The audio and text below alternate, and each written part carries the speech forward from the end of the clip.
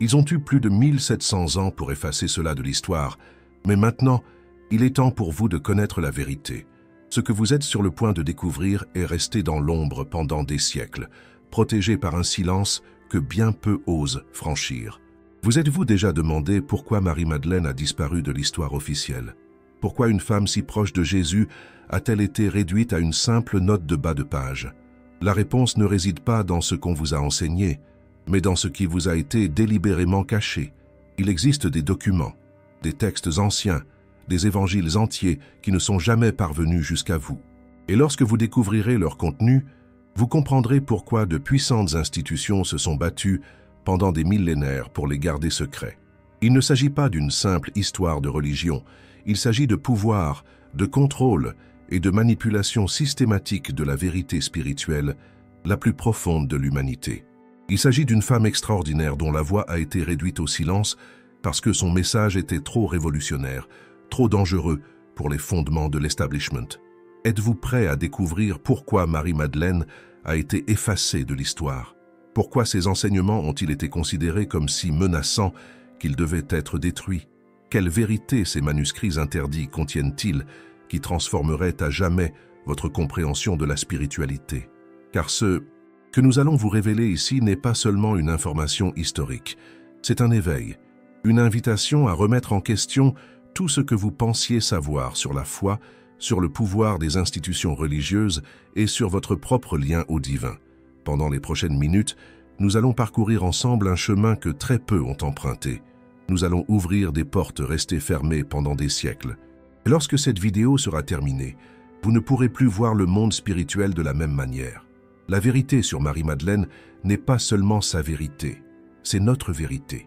Une vérité qui attend le moment précis pour surgir de l'ombre et transformer la conscience de ceux qui sont prêts à la recevoir. Ressentez-vous ce picotement dans la poitrine, ce sentiment que quelque chose d'important est sur le point d'être révélé?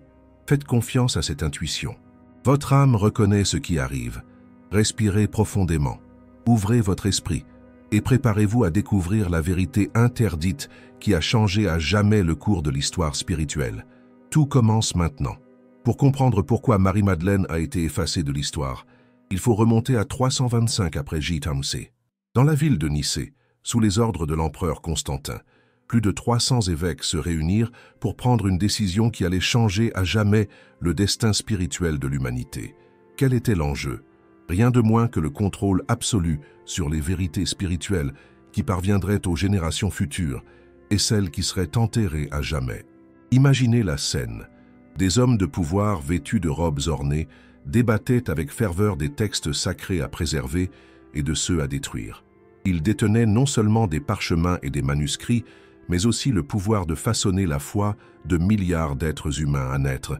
Il s'agissait du concile de Nicée, et c'est ici que commença l'une des dissimulations les plus monumentales de l'histoire. Parmi tous ces textes délibérément exclus de ce que nous connaissons aujourd'hui comme la Bible, figurèrent des évangiles entiers écrits par et sur Marie-Madeleine. Mais pourquoi ces textes étaient-ils si dangereux? Que contenaient-ils pour menacer à ce point la structure de pouvoir en cours de construction? La réponse vous surprendra. Ces documents non seulement présentaient Marie-Madeleine comme une chef spirituelle, égale ou supérieure aux apôtres masculins, mais révélaient également des enseignements sur un lien direct avec le divin, rendant inutile l'intermédiaire de toute institution religieuse. Vous rendez-vous compte à quel point c'était révolutionnaire? Si les gens pouvaient entrer directement en contact avec le sacré, pourquoi auraient-ils besoin d'une hiérarchie ecclésiastique? Si Marie-Madeleine avait reçu des enseignements secrets et possédait sa propre autorité spirituelle, comment pouvait-il justifier un système où seuls les hommes avaient accès au pouvoir religieux? La réponse était simple et dévastatrice: éliminer toute preuve de son importance. Au cours des siècles suivants, une campagne systématique de destruction fut lancée. Des bibliothèques entières furent brûlées, des manuscrits furent confisqués et détruits. Toute mention de textes interdits était punie de persécution, de torture et de mort. Mais voici ce qui est fascinant: ils ne purent tout détruire. Certains textes survécurent, cachés dans des grottes, enfouis dans le désert, gardés par des communautés secrètes qui comprirent la valeur de ces révélations. La plus célèbre de ces découvertes eut lieu en 1945 à Nag Hammadi en Égypte. Un agriculteur en quête d'engrais trouva une jarre en argile contenant 13 codex contenant des textes gnostiques, restés cachés pendant plus de 1500 ans. Parmi ces textes se trouvait l'évangile de Marie-Madeleine, fragmenté mais lisible, contenant des enseignements qui contredisent complètement le récit officiel qui nous avait été enseigné. Si vous pensez que ces vérités cachées méritent d'être connues du plus grand nombre, je vous invite à rejoindre cette communauté. Cliquez sur « S'abonner » et activez la cloche. Ici, nous révélerons ce que d'autres ont peur de dire. Car la vérité n'appartient pas aux institutions. Elle appartient à ceux qui ont le courage de la chercher. La question que vous devez vous poser maintenant est « Combien d'autres vérités ont été délibérément cachées? Qu'ignorons-nous encore de notre propre héritage spirituel? Maintenant que vous comprenez comment elle a été réduite au silence, il est temps de découvrir qui était vraiment Marie-Madeleine. Et je vous préviens, ce que vous allez entendre va complètement détruire l'image qu'on vous a vendue toute votre vie. Oubliez tout ce que vous pensiez savoir. Oubliez la femme repentante, la pécheresse rachetée, le personnage secondaire qui apparaît brièvement dans l'histoire de Jésus. Ce n'était pas Marie-Madeleine. C'était une invention délibérée pour dissimuler son véritable pouvoir. Marie-Madeleine n'était pas une prostituée. Ce mensonge fut perpétué pendant des siècles par le pape Grégoire le Grand en 591, qui confondit délibérément Marie-Madeleine avec d'autres Maries mentionnées dans les évangiles, afin de créer un récit qui la dégradait et minimisait son importance. Pourquoi ferait-il cela? Parce que la véritable Marie-Madeleine représentait une trop grande menace pour le pouvoir patriarcal en cours d'instauration. Les preuves historiques et archéologiques révèlent une réalité bien différente. Marie-Madeleine était originaire de Magdala, un village de pêcheurs prospère au bord de la mer de Galilée. Son nom, Madeleine, indique non seulement son lieu d'origine, mais aussi une position de leader au sein de sa communauté. C'était une femme aisée, instruite et financièrement indépendante. Mais voici le plus choquant. Selon les textes gnostiques ayant survécu à la destruction, Marie-Madeleine n'était pas seulement une disciple de Jésus. Elle était sa plus proche disciple, sa confidente spirituelle et la détentrice d'enseignements secrets que même les 12 apôtres ignoraient. L'évangile de Philippe, l'un des textes retrouvés à Nag Hammadi, affirme que Jésus l'aimait plus que tous les disciples et l'embrassait sur la bouche. Vous rendez-vous compte de ce que cela signifie? Il ne s'agit pas seulement d'amour romantique, mais d'un lien spirituel si profond que les autres disciples en devinrent jaloux. Dans l'évangile de Marie-Madeleine, Pierre lui dit « Sœur, nous savons que le Sauveur t'a aimé plus que toutes les autres femmes. Raconte-nous les paroles du Sauveur dont tu te souviens, que tu connais et que nous ignorons. » Ce n'est pas de la fiction. Ce sont des mots conservés dans des manuscrits vieux de 1500 ans. Marie-Madeleine avait accès à des enseignements mystiques que d'autres ignoraient. Visionnaire, chef spirituel, elle comprenait des aspects de la divinité qui dépassaient les conceptions conventionnelles de son époque. Ces révélations évoquaient la lumière intérieure, le Christ qui habite chaque être humain, un lien direct avec le sacré, sans intermédiaire. Et savez-vous ce qui est le plus révolutionnaire? Marie-Madeleine enseignait que les hommes et les femmes avaient un accès égal à l'illumination spirituelle. Dans une société où les femmes étaient considérées comme des citoyennes de seconde zone, elle proclamait l'égalité spirituelle absolue. Imaginez l'impact que cela a eu. Une femme qui était non seulement spirituellement égale aux hommes, mais qui avait été choisie par Jésus lui-même pour recevoir les enseignements les plus profonds. Une femme qui avait l'autorité d'enseigner, de diriger des communautés spirituelles, d'interpréter les Écritures sacrées. Les textes nous montrent qu'après la crucifixion, alors que les disciples masculins étaient terrifiés et se cachaient, c'est Marie-Madeleine qui eut la vision la plus claire du Christ ressuscité. C'est elle qui fut chargée de transmettre le message de la résurrection aux autres disciples. C'est elle qui devint l'apôtre des apôtres. Mais ce récit était trop dangereux pour une structure religieuse organisée autour du pouvoir masculin et de l'autorité hiérarchique.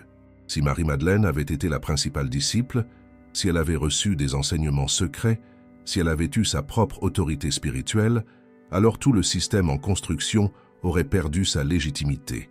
La solution était brutale, mais efficace. Transformer le guide spirituel en pécheur repentant. Transformer l'enseignant en élève silencieux. Transformer le visionnaire en disciple soumis. Pendant plus de 1400 ans, ce mensonge est resté intact. Des générations entières ont grandi en croyant que Marie-Madeleine n'était qu'une simple note de bas de page dans l'histoire de Jésus. Mais la vérité finit toujours par émerger. Et aujourd'hui, grâce aux manuscrits de Nag Hammadi et à d'autres découvertes archéologiques, nous retrouvons la véritable image de l'une des figures spirituelles les plus importantes de l'histoire.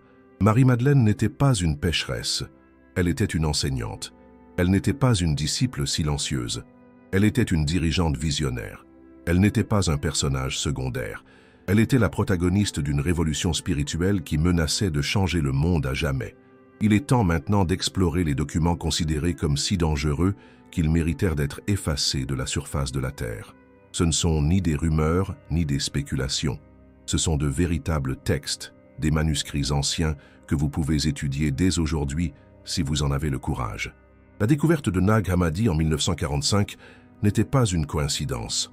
C'était comme si l'univers lui-même avait décidé qu'il était temps que ces vérités soient révélées. 13 codex en cuir parfaitement conservés dans le désert égyptien depuis plus de 1500 ans attendaient le moment idéal pour révéler leurs secrets. Parmi ces trésors perdus figure l'évangile de Marie-Madeleine, malheureusement incomplet. Les 6 premières pages et les 4 pages centrales ont été perdues à jamais.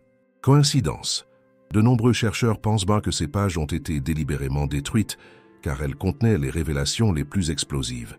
Mais ce qui a survécu est suffisant pour changer tout ce que nous pensions savoir.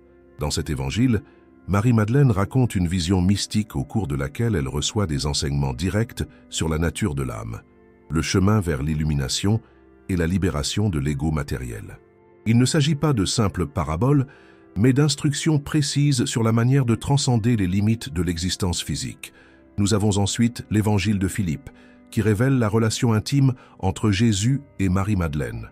Ce texte la présente comme la compagne du Sauveur et décrit comment il l'aimait plus que tous les disciples. Mais il va au-delà de l'amour humain, décrivant une union spirituelle qui représente l'intégration des principes divins masculins et féminins. L'évangile de Thomas, bien que n'étant pas spécifiquement centré sur Marie-Madeleine, contient des enseignements qui complètent parfaitement son message. On y trouve ces mots: « Le royaume des cieux est en vous », une révélation qui rend toute institution extérieure inutile pour entrer en contact avec le divin. Mais le plus controversé de tous est peut-être le dialogue du Sauveur, où Marie-Madeleine est montrée posant des questions profondes sur la nature de l'existence, démontrant un niveau de compréhension spirituelle qui rivalise et même dépasse celui des disciples masculins. Et savez-vous ce qui est le plus fascinant? Ces textes n'ont pas été écrits des siècles plus tard, comme une propagande après coup. Des analyses au carbone 14 et des études paléographiques confirment que nombre de ces manuscrits remontent au IIe et IIIe siècle de notre ère, certains aussi anciens que les évangiles canoniques inclus dans la Bible.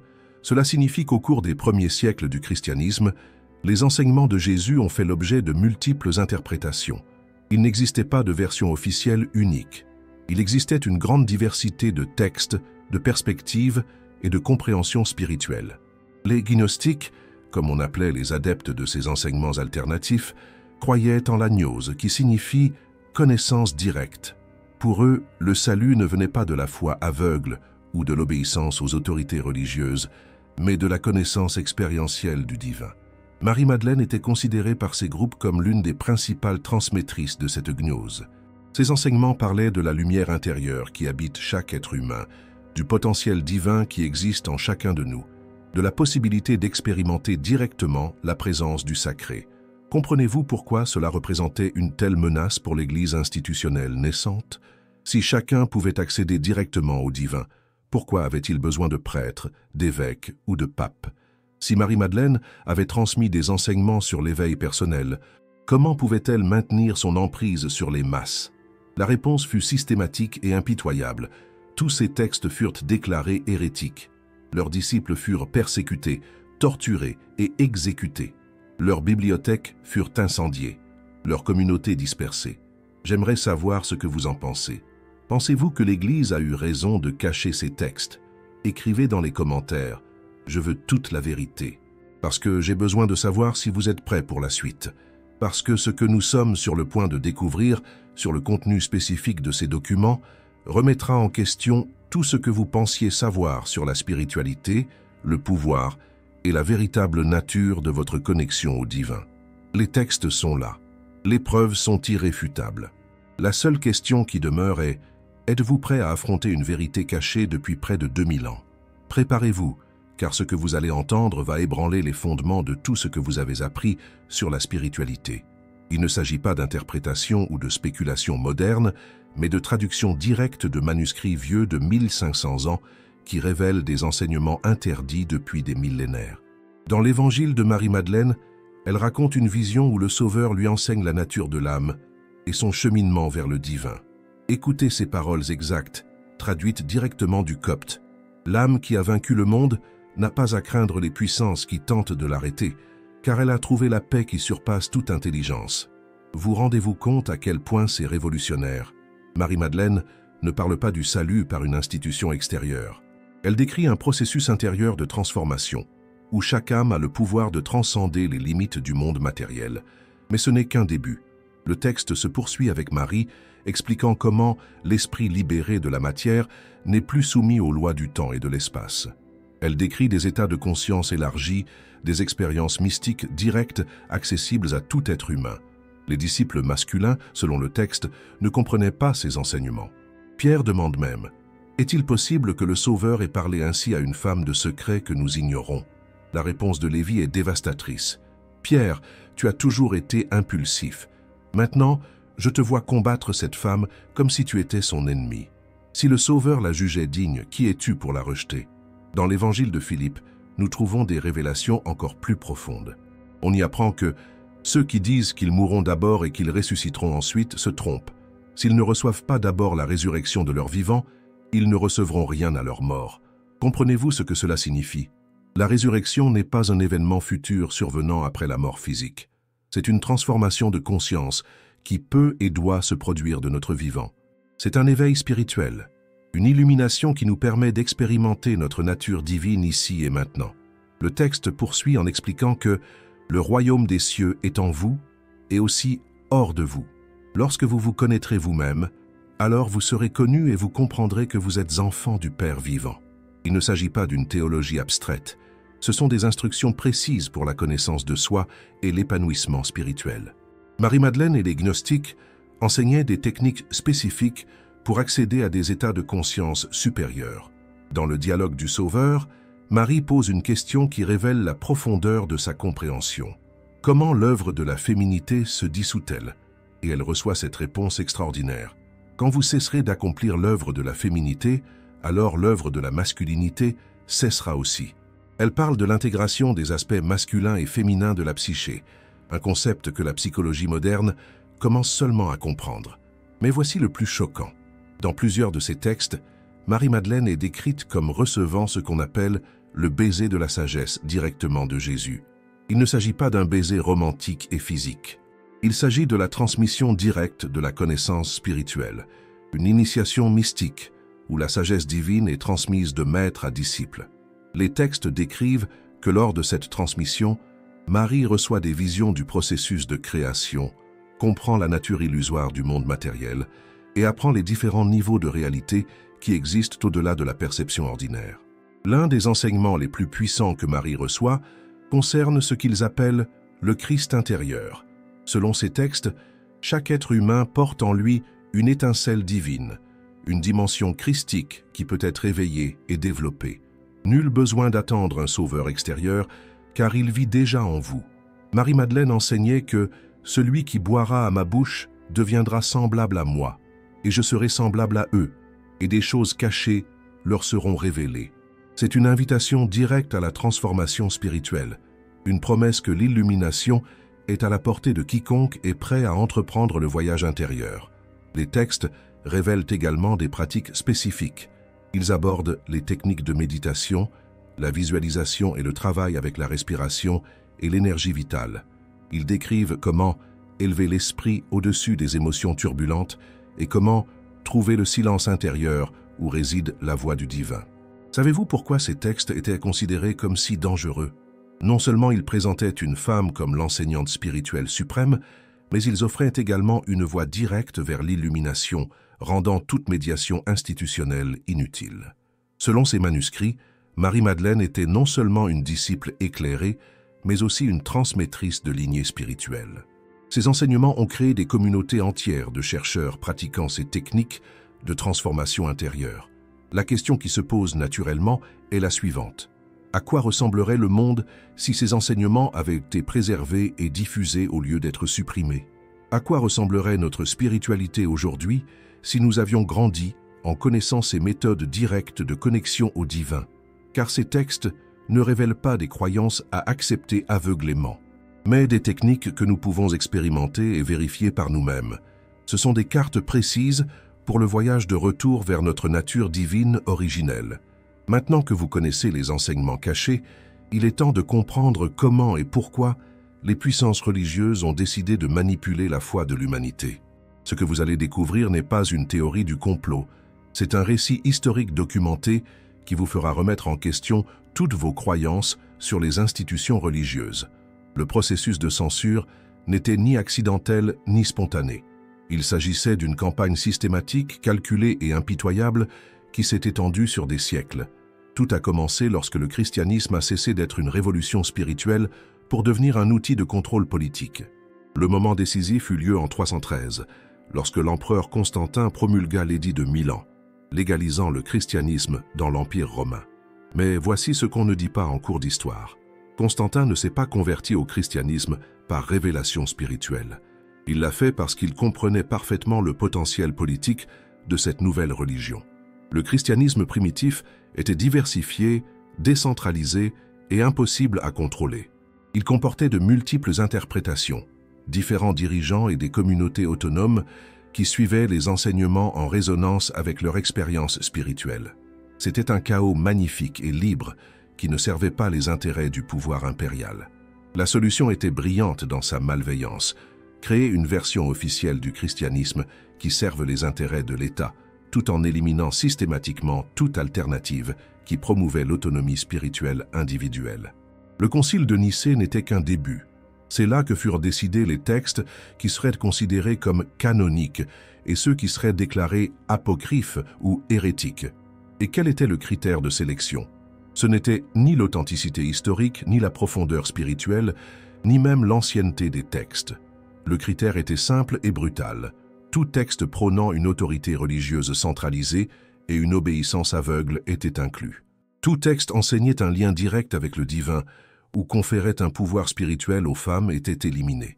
Les enseignements de Marie-Madeleine étaient particulièrement dangereux, car ils offraient l'exact opposé des besoins du nouveau christianisme impérial. Alors que l'Église institutionnelle prêchait la nécessité d'intermédiaires sacrés, Marie enseignait que chacun pouvait accéder directement au divin. Tandis qu'ils établissaient des hiérarchies masculines, elle démontrait que les femmes pouvaient être des chefs spirituels suprêmes. La campagne de destruction qui s'ensuivit fut impitoyable. Des lois furent promulguées rendant la possession de textes gnostiques passibles de la peine de mort. Des groupes spécialisés de chasseurs d'hérétiques furent créés pour parcourir l'Empire à la recherche de ces manuscrits et les détruire. Des récompenses étaient offertes pour dénoncer ceux qui détenaient des copies des évangiles interdits. Mais la manipulation était encore plus subtile et perverse. Non seulement ils détruisirent les textes originaux, mais ils créèrent des versions déformées des personnages qu'ils ne purent éliminer complètement. Marie-Madeleine ne pouvait être complètement effacée de l'histoire, car sa présence dans les évangiles canoniques était indéniable. Ils la transformèrent donc. La femme qui avait été la principale disciple, la récipiendaire d'enseignements secrets, la chef spirituelle rivale de Pierre, fut transformée en prostituée repentante. Une figure puissante et indépendante devint un symbole de soumission et de dépendance. Cette transformation n'était pas un accident. Elle envoyait un message clair. Même les femmes les plus spirituelles devaient être sauvées par l'autorité masculine. Même les dirigeants les plus puissants devaient se soumettre au contrôle institutionnel. Au cours des siècles suivants, l'Église a perfectionné ses techniques de manipulation. Elle a développé la doctrine du péché originel, qui a donné à tous le sentiment d'être intrinsèquement imparfaits et d'avoir besoin d'un salut extérieur.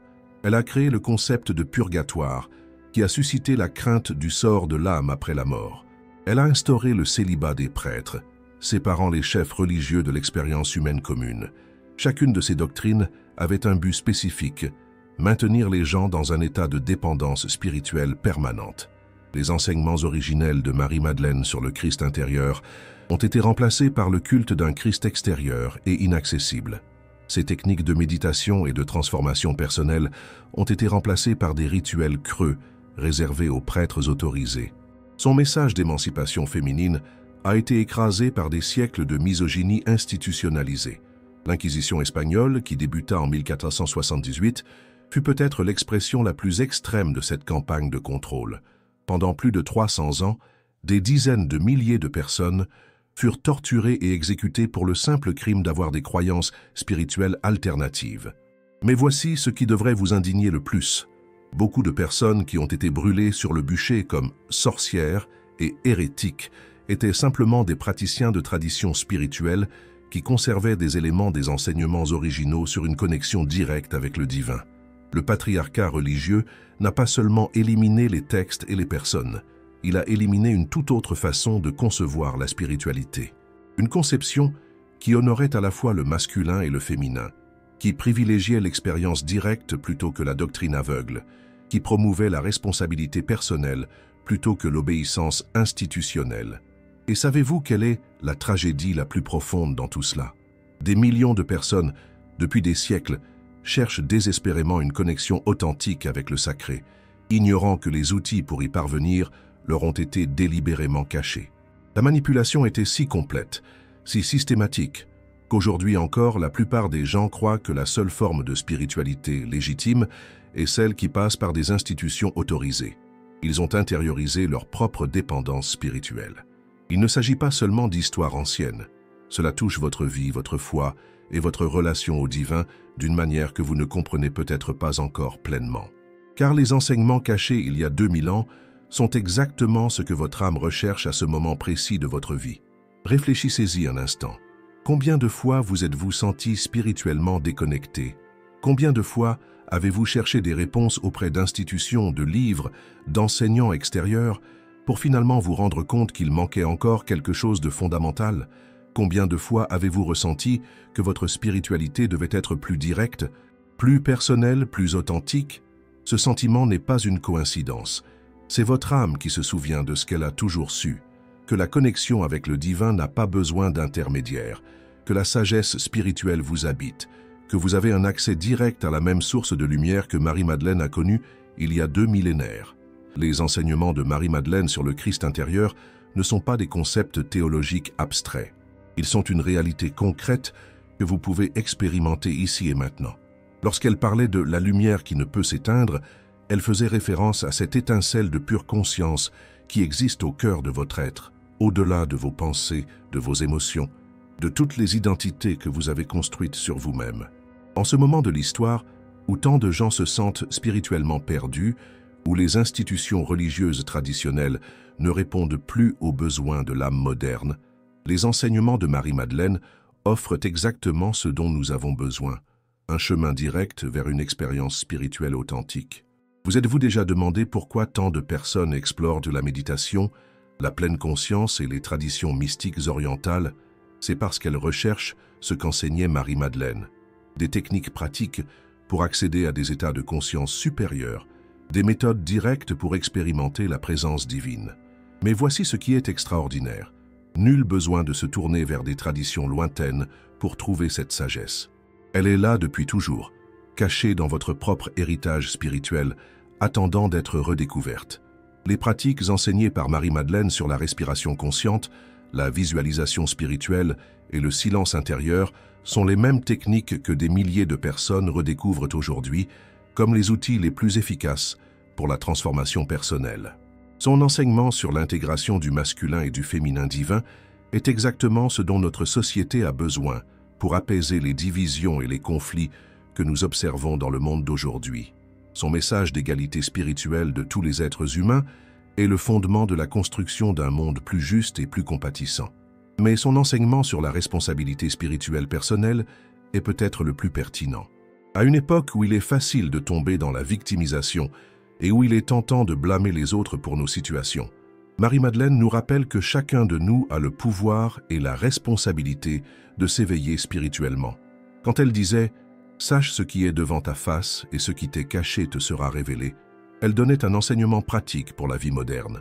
Prête attention à ton expérience présente, développe la conscience du moment, et les mystères les plus profonds de l'existence s'ouvriront naturellement à toi. Ces enseignements sur la façon de nous libérer des autorités qui tentent de contrôler l'âme ont une pertinence urgente à notre époque. Pas seulement les autorités religieuses, mais toutes les voix extérieures qui nous disent qui nous devrions être, comment nous devrions penser, ce que nous devrions croire. Marie-Madeleine nous rappelle que la vérité ultime ne vient pas de l'extérieur, mais de la sagesse intérieure de chacun. Elle nous enseigne que la véritable liberté spirituelle commence lorsque nous cessons de rechercher une validation extérieure et commençons à faire confiance à notre propre expérience directe du sacré. Dans un monde rempli de bruit, de distractions et de confusion, ces techniques de silence intérieur et de contemplation profonde sont exactement ce dont nous avons besoin pour trouver clarté et paix. Dans une société qui nous pousse constamment à rechercher le bonheur dans les choses extérieures, son message d'épanouissement intérieur est révolutionnaire.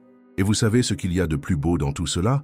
Pas besoin de changer radicalement de vie pour commencer à appliquer ces enseignements. Vous pouvez commencer là où vous êtes, avec ce que vous avez, dès maintenant. La prochaine fois que vous ressentirez cette inquiétude spirituelle, ce sentiment qu'il doit y avoir quelque chose de plus, rappelez-vous que Marie-Madeleine vous a déjà donné la réponse. Le royaume est en vous, et aussi hors de vous. La quête n'est pas extérieure, mais intérieure, vers cette part de vous-même qui a toujours été connectée au divin.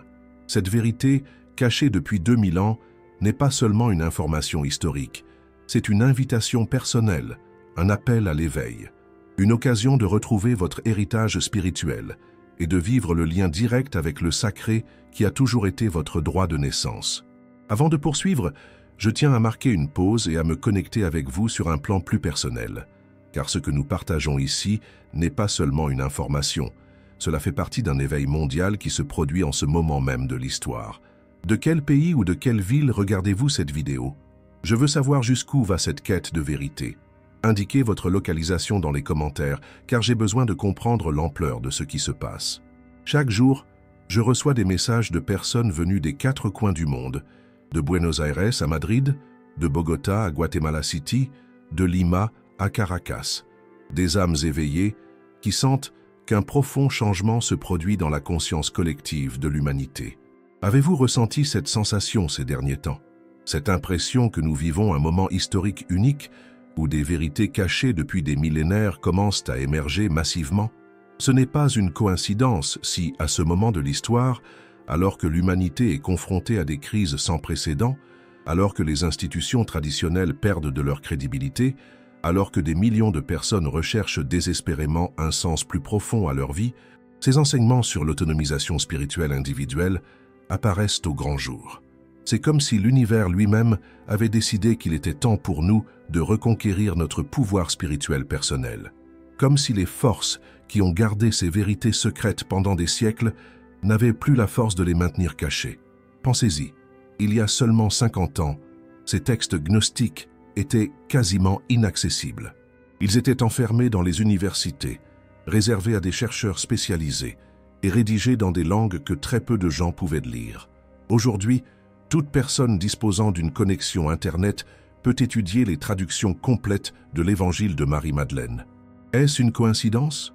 Ou s'agit-il d'un plan plus vaste, d'une synchronicité universelle qui prépare l'humanité à la prochaine étape de son évolution spirituelle? Lorsque vous indiquerez votre localisation dans les commentaires, je vous invite également à réfléchir à ceci. Avez-vous remarqué que davantage de personnes autour de vous remettent en question les récits officiels? Avez-vous observé une soif croissante de spiritualité authentique, de véritable connexion avec le sacré? Parce que vous n'êtes pas seul dans cette quête. Des millions d'entre nous ont ressenti cet appel intérieur, cette irrésistible envie de rechercher des vérités plus profondes, de remettre en question ce qui nous a été enseigné, d'explorer des voies spirituelles qui dépassent les institutions traditionnelles. Les enseignements de Marie-Madeleine trouvent aujourd'hui un écho car nous sommes prêts à les accueillir. Car notre espèce a suffisamment évolué pour comprendre que le véritable pouvoir spirituel ne réside pas dans des autorités extérieures, mais dans notre propre connexion directe avec le divin. Chaque personne qui regarde cette vidéo, où qu'elle se trouve dans le monde, participe à quelque chose de bien plus vaste qu'une simple recherche d'informations historiques. Vous participez à une révolution des consciences, à un éveil collectif qui transforme la façon dont l'humanité perçoit la spiritualité. Marie-Madeleine n'a pas été réduite au silence, à jamais. Sa voix revient aujourd'hui, à travers chaque personne qui a le courage de questionner, de chercher, de reconquérir son autonomie spirituelle. Son message se répand dans chaque âme qui choisit de faire confiance à sa propre expérience du sacré plutôt que de s'appuyer sur des intermédiaires. De l'Espagne à l'Argentine, de la Colombie au Venezuela, du Pérou à l'Équateur, il existe un réseau invisible de chercheurs qui redécouvrent ces vérités anciennes et les appliquent à leur vie moderne. Ressentez-vous cette connexion, ce sentiment de faire partie de quelque chose de plus grand? Parce que ce que vous ressentez est réel. C'est l'éveil collectif dont parlent les anciennes prophéties. C'est l'avènement d'une nouvelle ère de conscience où les vérités cachées peuvent enfin être librement partagées. Votre présence ici, votre intérêt pour ces révélations, votre volonté de remettre en question les récits officiels, tout cela fait partie d'un moment historique dont nos arrière-grands-parents ne pouvaient que rêver. Alors, lorsque vous indiquez votre localisation dans les commentaires, faites-le en sachant que vous participez à l'un des plus importants réveils spirituels de l'histoire moderne. Vous dites « Moi aussi, je suis prêt à connaître la vérité ». Nous arrivons maintenant au moment le plus important de tout ce que nous avons partagé ensemble. Car toutes ces informations, toutes ces révélations historiques, tous ces secrets cachés depuis des millénaires ne valent rien si on ne les transforme pas en une expérience personnelle et transformatrice. La vérité est en vous, non pas dans les temples, ni dans les institutions, ni dans les livres sacrés écrits par d'autres, mais dans votre esprit, qui aujourd'hui commence à se souvenir de ce qu'il a toujours su.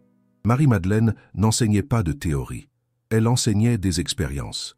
Elle ne parlait pas de concepts abstraits sur le divin, mais de méthodes concrètes pour éveiller la conscience et faire l'expérience directe de cette présence sacrée qui réside au cœur de l'être. Lorsqu'elle disait « Celui qui boit à ma bouche deviendra comme moi », elle ne parlait pas métaphoriquement. Elle décrivait un véritable processus de transmission spirituelle qui peut se produire ici et maintenant, à l'instant même où l'on écoute ces paroles. Car ce qui vous appelle réellement, ce n'est pas la curiosité intellectuelle pour l'histoire ancienne.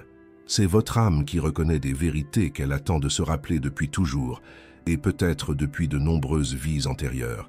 Ressentez-vous ce picotement dans la poitrine, cette sensation que quelque chose en vous s'active? Ne l'ignorez pas. C'est l'éveil de votre conscience spirituelle, en réponse aux fréquences de vérité transmises par ces révélations. L'éveil n'est pas un événement ponctuel. C'est un processus continu qui nous permet de nous souvenir de qui nous sommes vraiment, au-delà de toutes les identités que nous avons construites, de tous les rôles que nous jouons et de toutes les limites que nous avons acceptées. Marie-Madeleine enseignait que chaque être humain porte en lui ce qu'elle appelait la perle de grande valeur. Cette perle est votre essence divine originelle, cette part de vous-même qui n'a jamais été touchée par la souffrance, la peur ou la confusion du monde matériel. Mais voici le point crucial. Cette perle ne se trouve pas par des recherches extérieures. Vous ne la découvrirez pas en lisant davantage de livres, en assistant à davantage de conférences ou en suivant davantage de professeurs. Elle ne se révèle que lorsque vous avez le courage de tourner votre regard vers l'intérieur et de confronter tout ce que vous avez utilisé pour éviter cette rencontre avec vous-même. Les techniques enseignées par Marie-Madeleine ont été spécifiquement conçues dans ce but. Faire taire le bruit mental qui vous maintient déconnecté de votre vraie nature, calmer les émotions turbulentes qui obscurcissent votre perception et créer l'espace intérieur nécessaire à l'émergence de votre sagesse innée. Quand elle parlait de surmonter les pouvoirs en place, elle voulait dire se libérer de toutes les voix intérieures qui vous disent que vous n'êtes pas suffisant, que vous avez besoin de quelque chose d'extérieur pour être entier, que votre bonheur dépend de circonstances indépendantes de votre volonté. C'est le moment de prendre une décision. Vous pouvez continuer à chercher la vérité à l'extérieur, en espérant que quelqu'un d'autre vous apportera les réponses que vous seul pouvez trouver. Ou vous pouvez faire le pas le plus courageux de votre vie, faire confiance à votre propre capacité à expérimenter directement le sacré. L'éveil spirituel vécu par Marie-Madeleine n'était pas un privilège exclusif. Il démontrait ce qui est possible à tout être humain, désireux d'entreprendre le voyage de retour à sa nature divine originelle.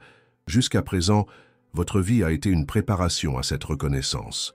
Chaque expérience douloureuse vous a poussé à chercher quelque chose de plus profond. Chaque moment de vide vous a amené à questionner le sens de l'existence. Chaque intuition qu'il devait exister une réalité plus grande que ce que vos sens perçoivent.